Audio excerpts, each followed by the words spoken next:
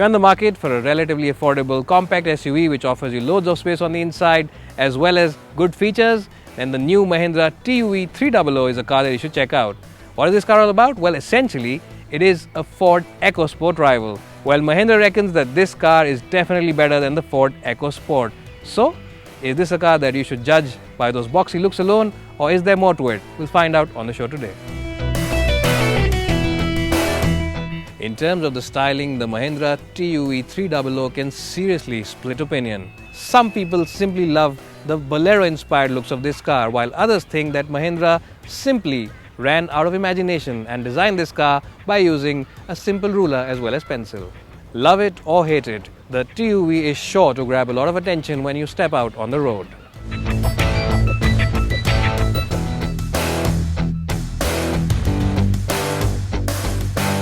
Unlike the exterior design, which is very boxy and can split opinion, the interiors of this car are very upmarket and very posh. The design looks very good and very modern, and the build quality is definitely a lot better than its main rival, the Ford Ecosport.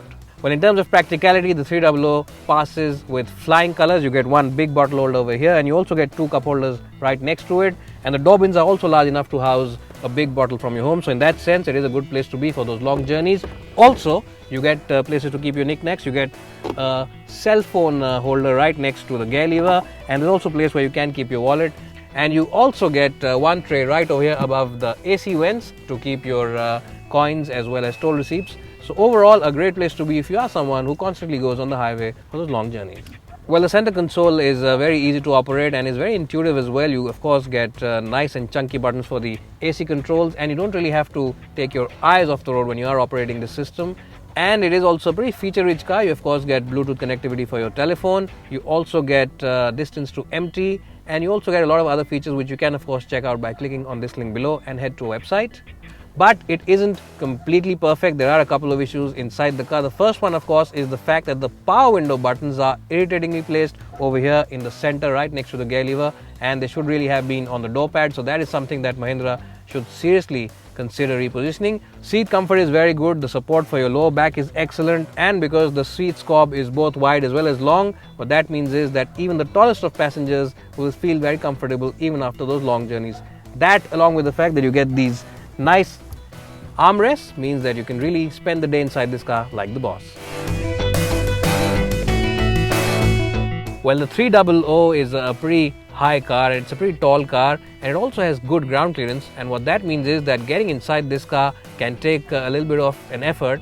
And Mahindra have also given you a floorboard which runs right next to the body. So if you have older parents in your family who will be spending a lot of time inside this car, then of course you should consider that fact that getting in and out can be a bit of an issue. And as you can see, headroom is really generous, and knee room is pretty good as well. And remember, I have adjusted the front seat for my height and my driving position, and my height for reference is 5'10". So in that sense, it is a pretty good place to be in. Well, Mahindra has also raised the front seats, which means you get place below them where you can stretch your feet at.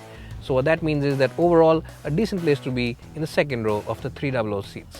One other good point about the 300 is the fact that it's a pretty wide car at the back, and that, along with the fact that the floor panel is pretty flattish, means that sitting three over here in comfort is not a big issue at all. So overall, a great place to be inside the cabin of the 300. Now let's check out how good the last row of seats really is.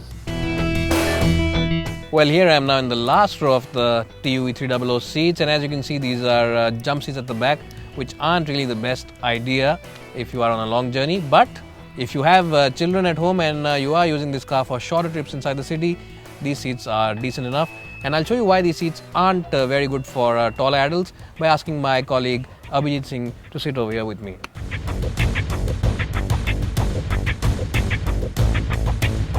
Well, as you can see, these seats can be hugely irritating because your knees will be constantly playing hockey with the other occupant.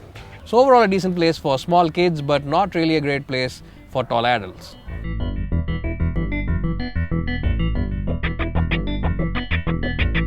The 300 has a pretty decent cargo area with the seats folded away, but the only issue is that there's a solid loading lip over here, and the loading bay also is pretty high up from the ground, so you will have to put your back when you are loading this car. But that said, a decent place in terms of luggage carrying capacity. If you are someone who uses the car to transport his colleagues or his friends to the airport very regularly, then you can of course drop the backrest of the back seats down, and that can be done by simply pulling this little latch over here and pushing these seats forward. Well, as you can see, it's not a completely flat loading area, but even then it does improve the overall capacity. So a decent place, but not really the best in the segment.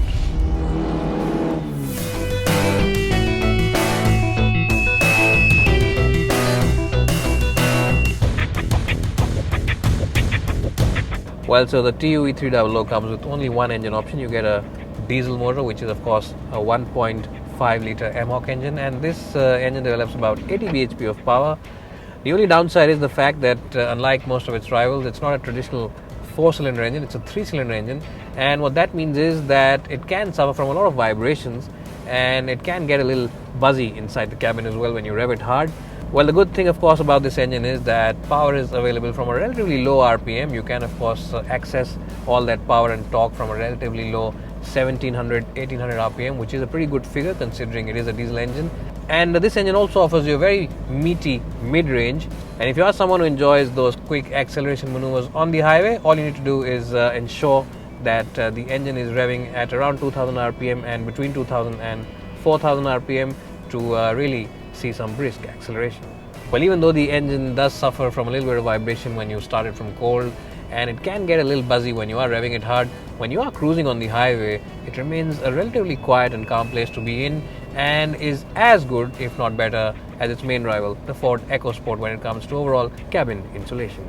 In terms of gear shifting pattern, the TUV300 is pretty decent. It's not very impressive, and it does take a bit of a heavy hand to shift these gears, and the throw is also very long, so it's not as sporty as its main rival, the Ford Ecosport. Well, the steering impresses in its overall feedback, and even though it is pretty light in the city, which means that parking this car is a breeze, it does tend to weigh up quite nicely when you take it out on the highway, and does seem to offer decent consistency, so that makes it a good car for those long highway trips. Well, another area where the TUV simply impresses is in its ride comfort.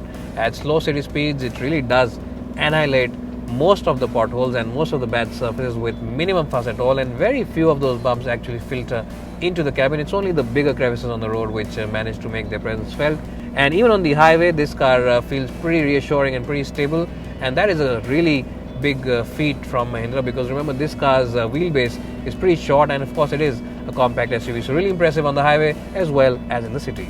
Well, but if you are a keen driver, then this is a car which does not really impress very much, and that's largely because there's a lot of body roll when you push it into corners, and the chassis isn't really as dynamic as the one on the Ford Ecosport. Well, in terms of braking, the feel from the brake pedal is pretty good, and these brakes really do drop the anchor when you hit that brake pedal, and that's largely because this car comes with very chunky section tires on the outside, which help braking as well as overall grip.